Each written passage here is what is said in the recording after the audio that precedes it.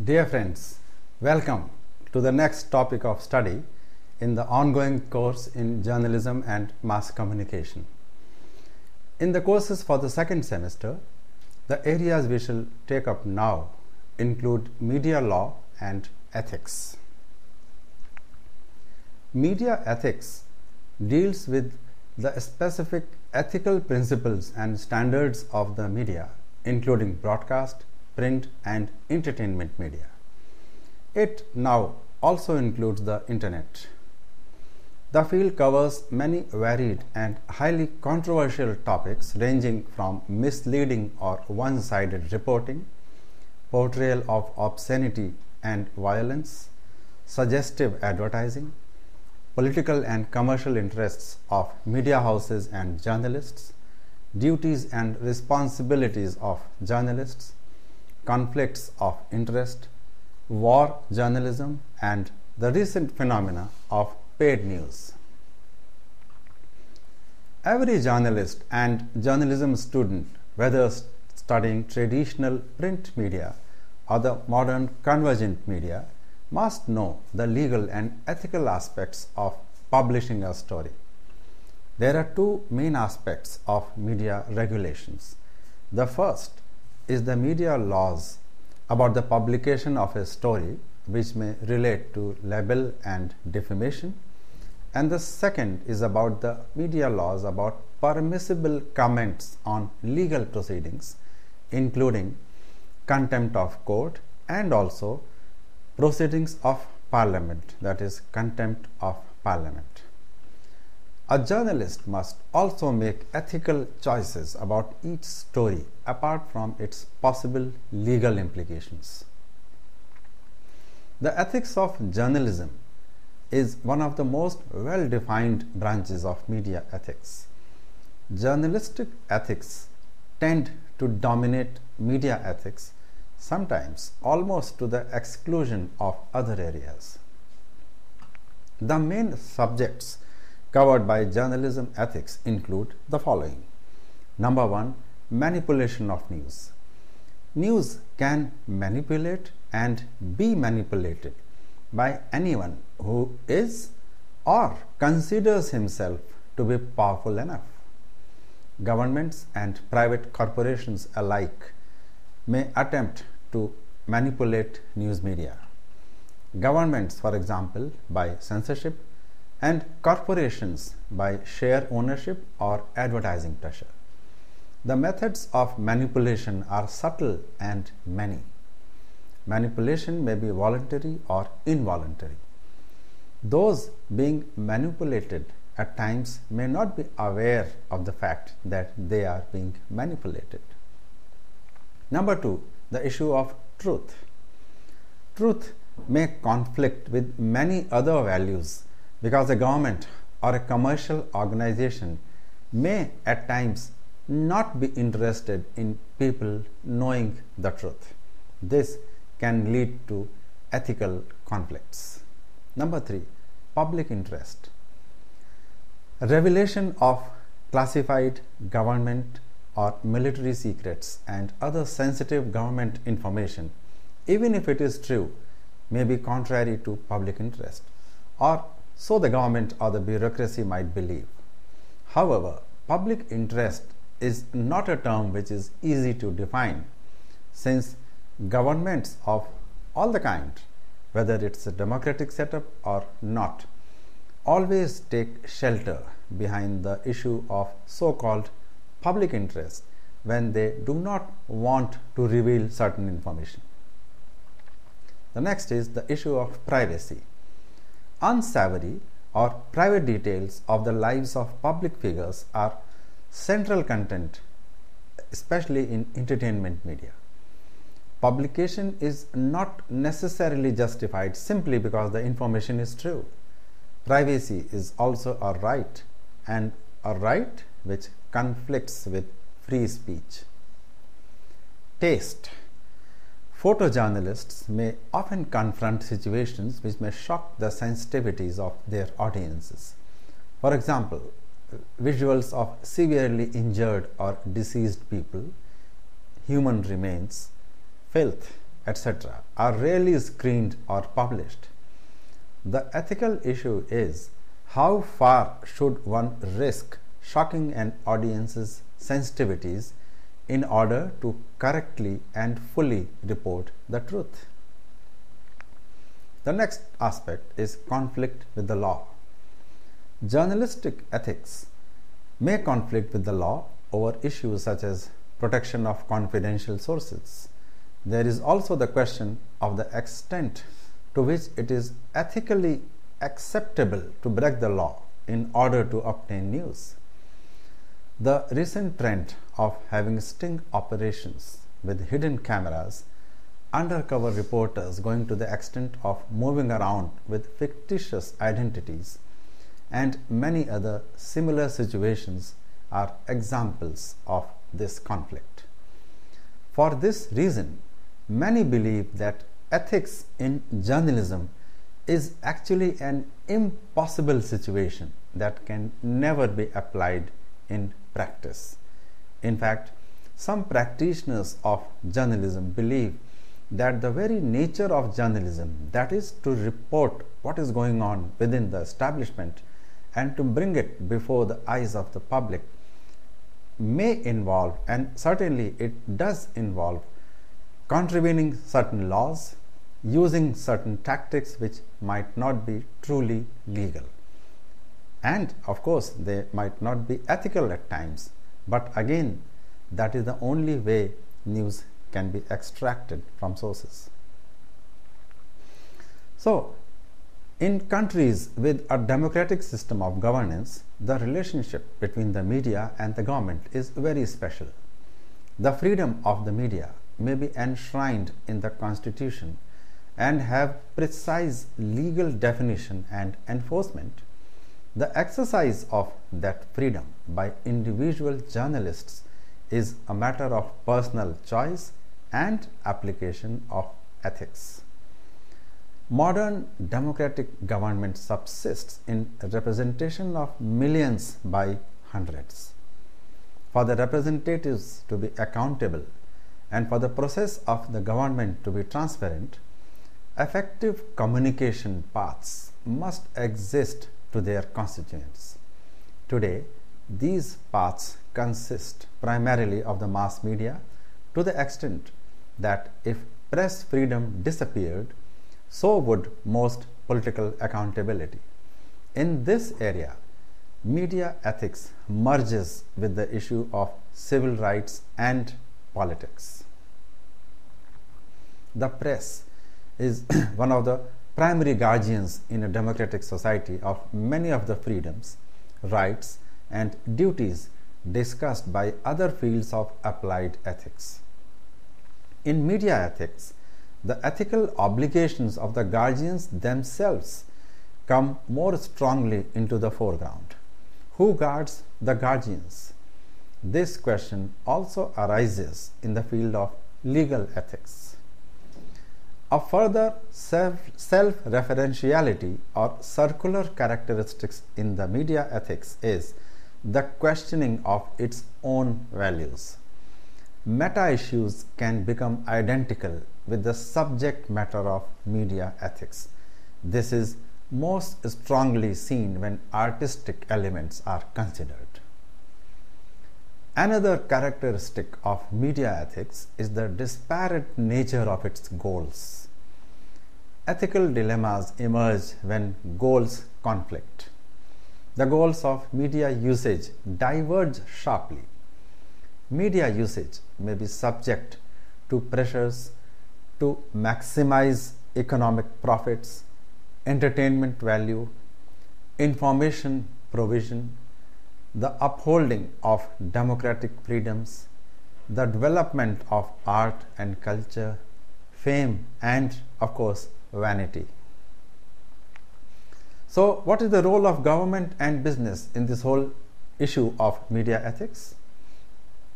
In recent years, the increasing commercialization of the mass media has also had some adverse effects on journalistic practices. When media establishments come to be preoccupied with the size of their readership or viewership or circulation, there is an increased likelihood of journalists using intrusive news gathering methods and editors approving of content where facts are often not verified or reported without explaining their proper background. This tendency of resorting to undue sensationalism or reporting only one side's viewpoint is especially worrying, given the central role of the mass media in a democratic setup. In many ways, the conduct of journalism and politics in a free society is inherently interlinked.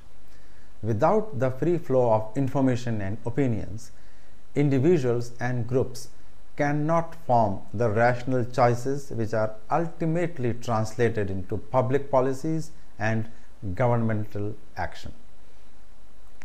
The essential components of politics, that is, representation, legislation, and administration, all depend on how information is exchanged between the citizens and the government, as well as between citizens themselves.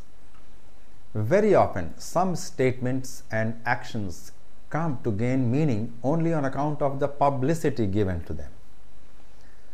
At the time of the French Revolution, the press was described as the fourth estate in the political establishment. In our times, the expanding reach of newspapers, television, radio, and the internet have made the media an even stronger pillar of our political existence. At present, India is one of the few countries where the markets for the print media, as well as the electronic media and digital media, have been continuously growing. As more and more Indians become literate and gain access to television and computers, there is also a commensurate responsibility on the news media establishments to present accurate and balanced reports. The freedom of the press is an extension of the fundamental right to freedom of speech and expression provided for under Article 19(1)(a) of the Constitution. In our times, ideas and information reach the masses largely to the extent that they are permitted entry into the prominent dailies and news magazines and other media. With the concentration of the mass media in a few hands, the chances of an idea which is antagonistic to the interests of the proprietors of big newspapers getting access to the market becomes remote. The news media cannot possibly support the public's right to know when there is no acceptance of a duty to inform.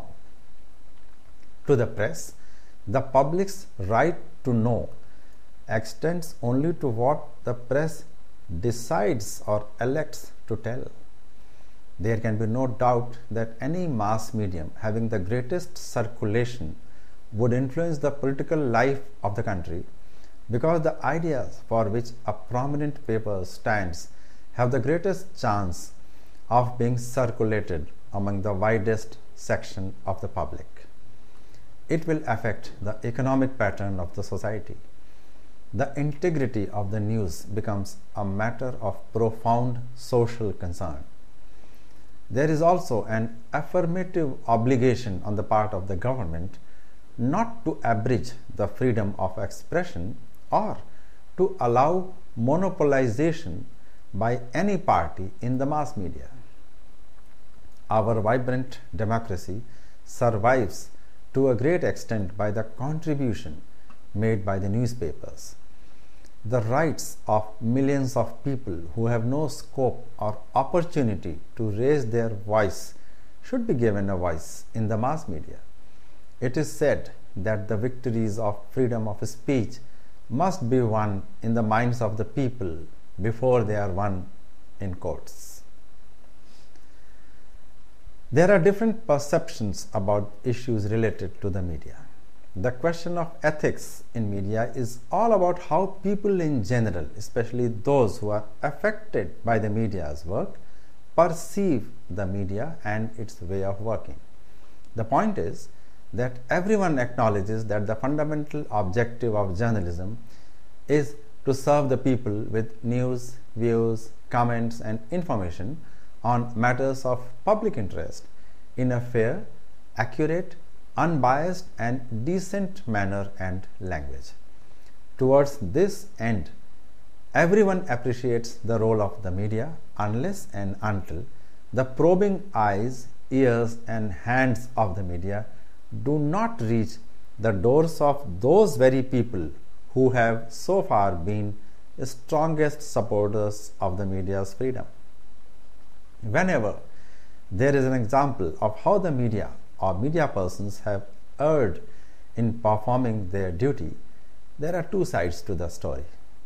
One is that those having a grouse against the media and terming it as lacking in ethics are very often those who had at one time or the other sought the help of the media in turning the situation in their favor. The second is that the media person overreaches or overreacts in his enthusiasm, confusion, miscalculation, or indeed singular self-interest to write something that is blatantly unethical. This can happen when 1. The identity and confidentiality of a source is revealed.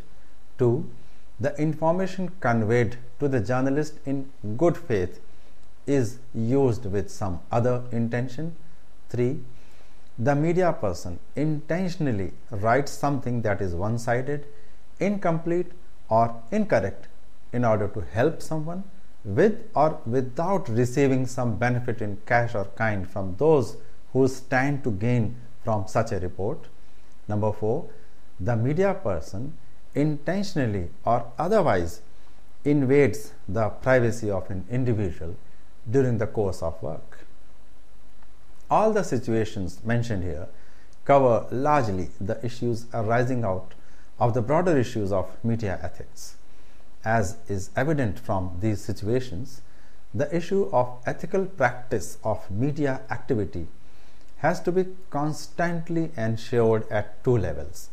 One is at the level of the journalists themselves, who must maintain guard against pressures from different quarters, be vigilant in their own work so as to ensure that their reports are error-free, and desist from giving in to allurements. The other level is at the level of the establishment, comprising the government and the corporate sector. These two sections have to ensure that journalists are not persuaded to write a report that is favorable or otherwise, following suggestions, allurements, threats, or any other unfair incentives. It must be remembered that if such a thing happens once, it can happen again. And very soon the establishment that earlier very merrily collaborated in getting favorable reports might become a victim of the same happening at the hands of the same or the other set of journalists. In a country like ours, where there is extreme corruption at all levels, and the government machinery is slow to react to situations, the media is a boon. With the people's anger and frustration over corruption getting deeper, the ruling establishment often resorts to sudden spurts of activity to give an impression of being responsive to the situation. However, the role of the media is always more important in not only highlighting the problem, but later in also showing how inadequate the official response has been. Hence, a free and independent media is our country's best hope. If the public benefits as a result of a specific investigative method, then it is justified. In recent years, the sting operations have exposed many murky and sordid happenings in public offices and behavior of government, political, and otherwise important functionaries. However, the establishment very often first tries to shrug off the charges as being of little consequence, or worse, a blame game starts to shift responsibility from one minion to the other, so that the initial public anger dissipates and the response can be easily mired in procedural wrangling. The people are subject to the usual allegations of frame-ups, unseen forces maligning their names and character, and so on and so forth. The media in recent years have been actively engaged in exposing cases of blatant misuse of power and following it up. Some examples being the investigations in the infamous Jessica Lal, Nitish Katara, and Priyadarshini Mattu cases of New Delhi. However, there is this proverbial other side of the coin. Due to stiff competition, some news channels try to project different perceptions in certain sensational stories. For instance, when the forest brigand Veerappan was killed in police encounter, a certain news channel went to the extent of nearly whipping up sympathy for him by telling their audience to remember the brigand's wife and kids at this time and try to be sensitive to them. Media is a powerful tool in India and has to be used with care, caution, and responsibility. Certainly, the responsible media by far outweighs a few stray self-serving cases. Even though the media takes up cudgels for causes, the rise of citizen journalism has given more strength to an already powerful tool. The reversal of roles from audience to collecting, reporting, analyzing, and publishing news, armed with cell phone cameras and digital cameras, has actually lent power to citizens. It is also essential for the attainment of human rights. Citizen journalism is yet another step closer to a more transparent and accountability in government and public sectors. The international scenario regarding media ethics goes like this. It was in 1948 that the United Nations made the Universal Declaration of Human Rights, laying down certain freedoms for the mankind. Article 19 of the Declaration enunciates the most basic of these freedoms, which says, quote, "Everyone has the right to freedom of opinion and expression," unquote. The right includes the freedom to hold opinions without interference and to seek and receive and impart information and ideas through any media and regardless of frontiers. In India, Article 19A of the Constitution guarantees to the citizen the right to freedom of speech and expression. The press is considered an indispensable pillar of democracy. It pervades public opinion and shapes it.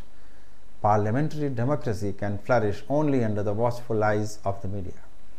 Media not only reports but also acts as a bridge between the state and the public. At a time when globalization of Indian economy has brought about drastic changes in the media scenario, and the Indian press is also going global, the responsibility of the press to safeguard the interest of the people and the nation has increased manyfold.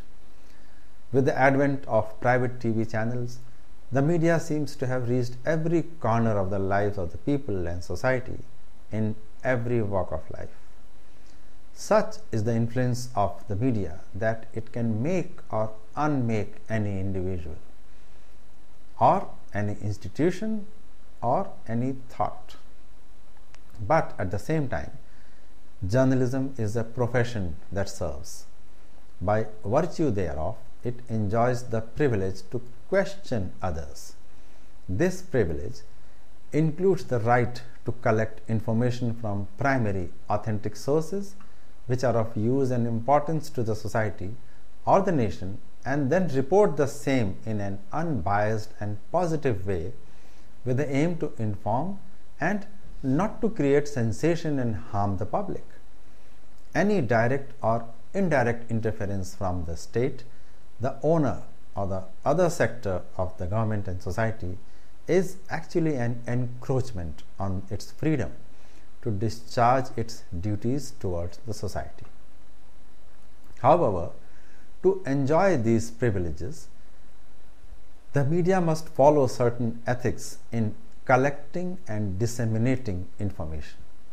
These include ensuring authenticity of news, use of restrained and socially acceptable language for ensuring objectivity, fairness in reporting, and keeping in mind its cascading effects on the society. Also, its effect on individuals and institutions concerned has to be kept in mind. While freedom of expression is no doubt a fundamental right, it has to be broadly guided and bound by societal duties and ethics. This involves a sensitive balancing act to protect the rights of the individuals while exercising the right of expression. So, ethics is a code of values which governs our lives and thus are very essential for moral and healthy living. In the context of the press, ethics may be described as a set of moral principles or values which guide the conduct of journalism. So, the ethics are essentially the self-restraint to be practiced by the journalists voluntarily to preserve and promote the trust of the people and to maintain their own credibility and not betray the faith and confidence of the people. While journalists in the United States and European countries have led in the formulation and adoption of codes of practice, such codes now can be found in news reporting organizations in most countries which have a free press.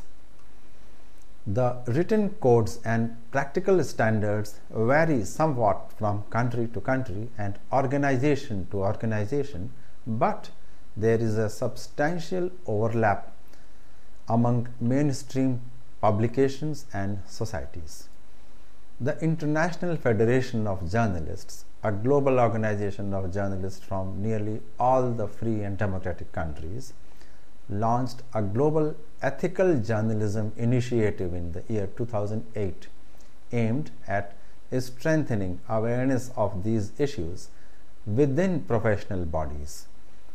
The primary themes common to most codes of journalistic standards and ethics are as follows. 1. Accuracy and standards for factual reporting. It means that reporters are expected to be as accurate as possible given the time allotted to story preparation and the space available, and to seek reliable sources. Events with a single eyewitness are reported with attribution to that person. Events with two or more independent eyewitnesses may be reported as fact. Controversial facts are reported with attribution always. Independent fact checking by another employee of the publisher or a colleague in the newsroom is always desirable. Corrections are published when errors are discovered and need to be owned by the newspaper organization. Defendants at trial are treated only as having allegedly committed the crimes until they are convicted, when their crimes are generally reported as a fact which has taken place. Opinion surveys and statistical information deserve special treatment to communicate in precise terms any conclusions, to contextualize the results, and to specify accuracy, including estimated error and methodological criticism or flaws.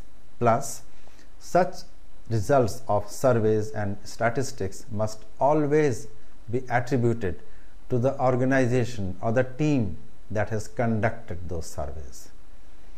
Second is slander and libel considerations. Reporting the truth is almost never defamatory, which makes accuracy very important. Private persons having privacy laws and rights that must be balanced against the public interest in reporting information about them is something which has to be practiced by journalists at all levels.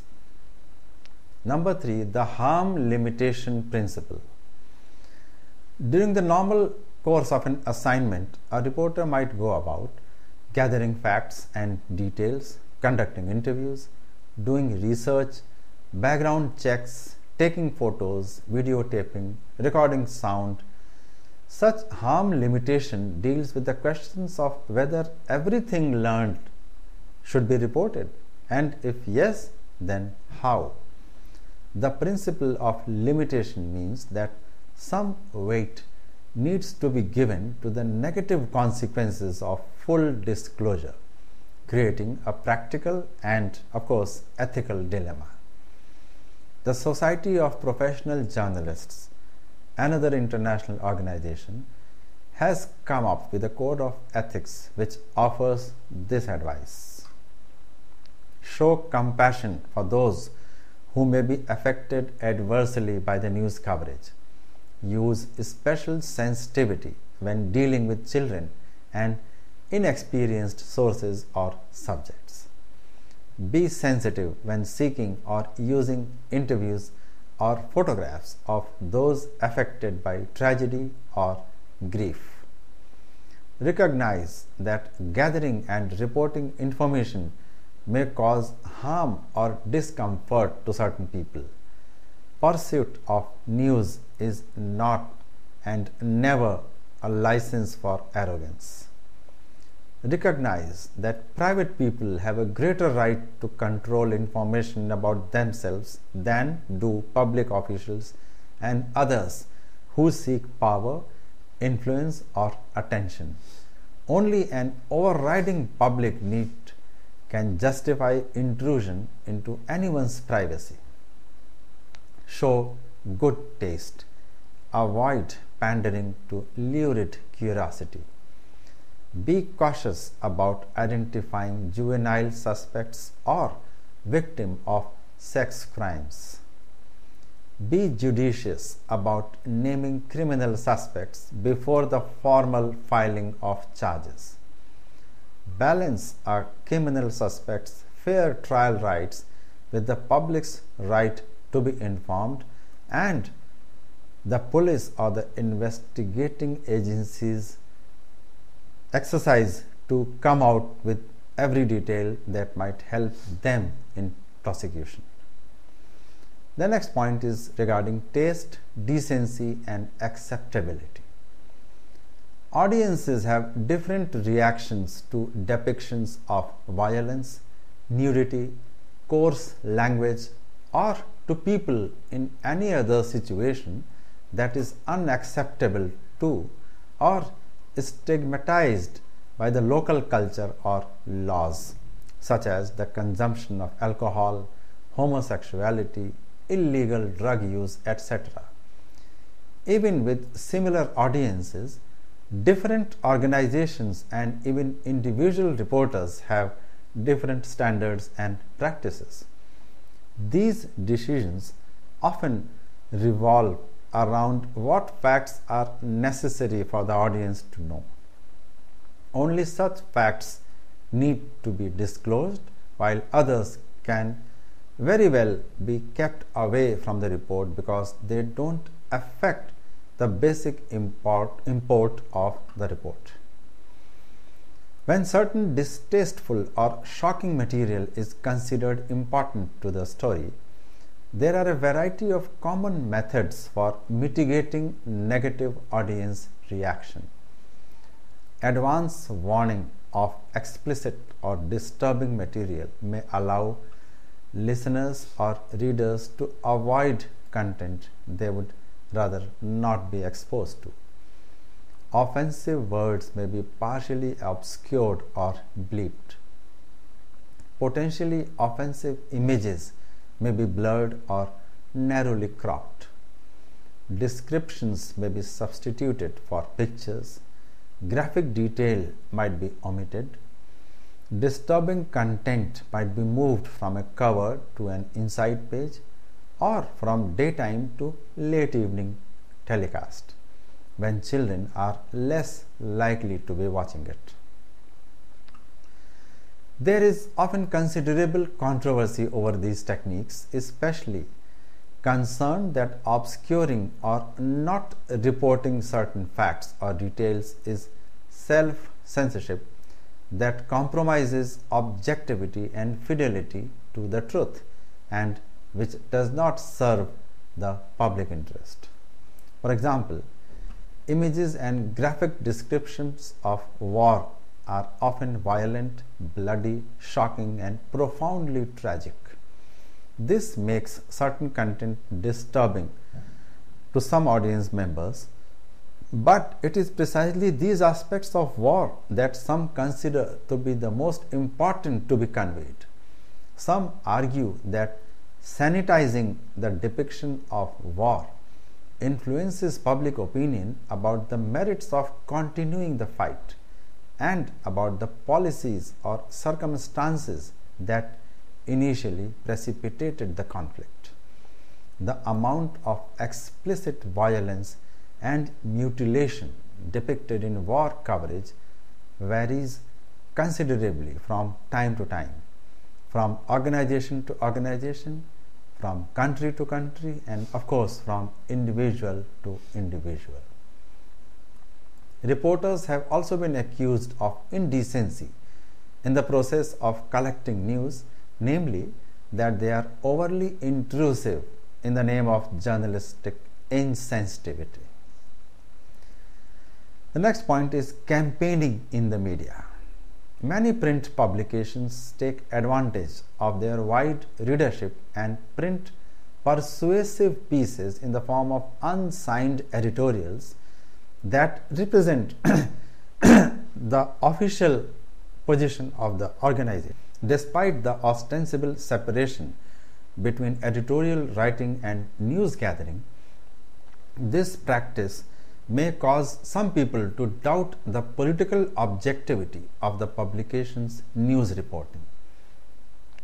Although usually unsigned editorials are accompanied by a diversity of signed opinions from other perspectives, one particularly controversial question is whether media organizations should endorse political candidates for office or during any election. Political endorsements create more opportunities to construe favoritism in reporting and can create a perceived conflict of interest. The next topic is about investigative methods. Investigative journalism is largely an information gathering exercise looking for facts that are not easy to obtain by simple requests and searches or are actively being concealed, suppressed, or distorted. Anonymous sources are double-edged.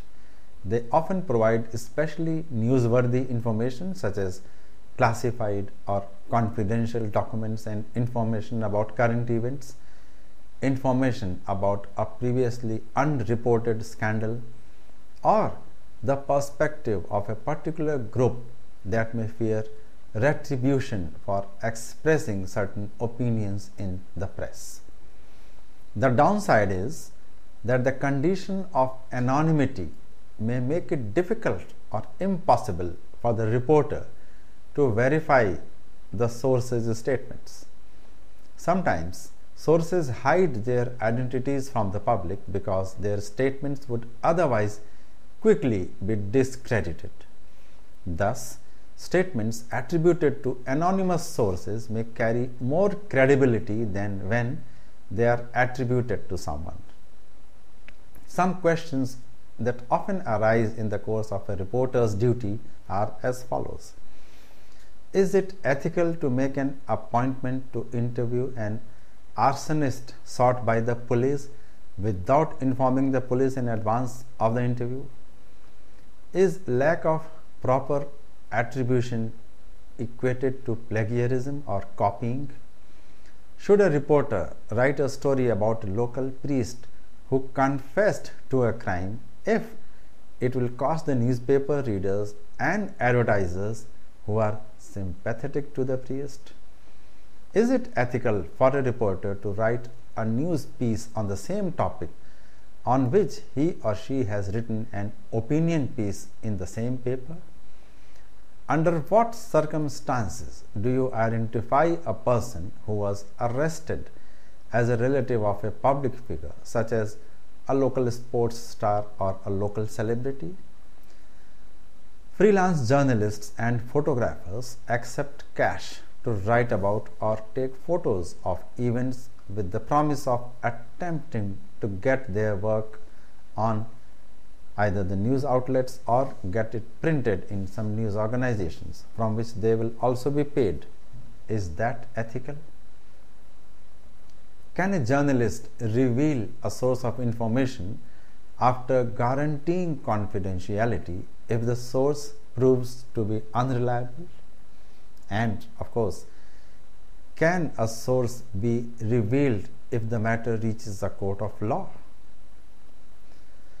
So there has to be some common ground in terms of an acceptable code, and the media all over the world have voluntarily accepted such a code of ethics which should cover at least the following areas of conduct. Number 1, honesty and fairness. Number 2, duty to seek the views on the subject of any critical reportage in advance of publication. Number 3, duty to correct factual errors. Number 4, duty not to falsify pictures or to use them in a misleading fashion. Number 5, duty to provide an opportunity to reply to critical opinions as well as to critical factual reportage. Number 6, appearance as well as reality of objectivity. Number 7, respect for privacy. Number 8, duty to distinguish between facts and opinion. Number 9, duty not to discriminate or to inflame hatred on such grounds as race, nationality, religion, or gender. Number 10, some codes call on the press to refrain from mentioning the race, religion, or nationality of the subject of news stories unless it is relevant to the story, while some others call for coverage which promotes tolerance. Number 11, a duty not to use dishonest means to obtain information. Number 12, a duty not to endanger people. Number 13, maintaining general standards of decency and taste. And number 14, duty not to prejudge the guilt of an accused and to publish the dismissal of charges against or acquittal of anyone about whom the paper obviously had reported that charges had been filed or that a trial had commenced. Some codes also prohibit members of the press from receiving gifts in the course of their news gathering activity. Now, let us check out on some specific situations when the media has to face challenges on ethical issues. Coverage of elections is one major situation. Most of the ethical and professional issues that journalists will encounter in covering elections will be variants of what they confront in their everyday working lives. However, these issues and dilemmas may present themselves in particular ways during elections. Some examples of such professional dilemmas include the following. 1. Newsworthiness versus balanced coverage. News coverage is driven by considerations of what is distinct and therefore of particular interest in an event. Yet, the people would like a fair and balanced presentation of the manifestos and agendas of the different parties, which may be far from distinct or interesting.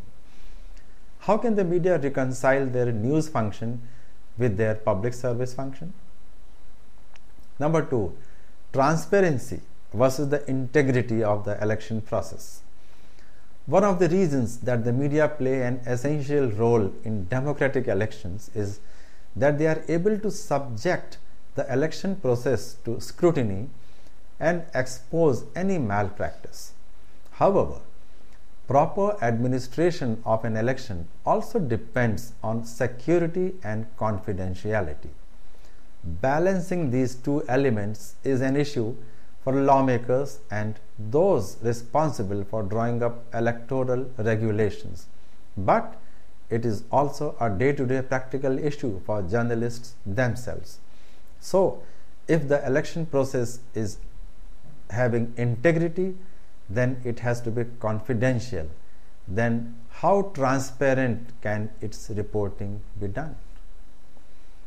Next is reporting inflammatory speeches. The paradox is that election campaigns are the times when politicians are most likely to express extreme and inflammatory sentiments, with the chance of these reaching large audiences. They are also the time when these are most likely to have a negative impact, but also the time when expression of differing political views is most important. The regulatory implications of this dilemma are for policymakers to resolve. For journalists, the challenge is to report inflammatory political speech in a manner that is both accurate and least likely to provoke violence or fear. Journalism is now frequently described as a profession, and many journalists are proud to be considered professionals. Other journalists regard their calling as a trade rather than a profession like medicine or the law. Whatever the conclusion on this point, however, there seems to be a general agreement that the practice of journalism needs to be regulated by a professional or ethical code of conduct. Codes of conduct may be promulgated by associations or unions of journalists, by media houses, individually or collectively, or by regulatory bodies. Such codes are most effective if they are the outcome of a collective process in which journalists and editors themselves participate. There are overreaching codes of conduct, such as that agreed by the International Federation of Journalists, as mentioned earlier. This enunciates several principles that will be relevant to journalists in election coverage, such as accuracy, impartiality, honesty, and resistance to corruption, avoiding the use of language or sentiments that promote violence or discrimination, and correction of inaccurate factual reporting. It is often advisable to develop a code of conduct that covers issues specific to elections. These might include reporting of opinion poll findings, reporting of political rallies and other campaign events, using exit polls, reporting the counting and the result. Needless to say, the heat of the moment, as well as the journalist's own political affiliation or soft corner, would play a role in the manner in which the entire election process is reported. And the jubilation or disappointments at the outcome, as the case may be, could reflect in the mood of the report that is written.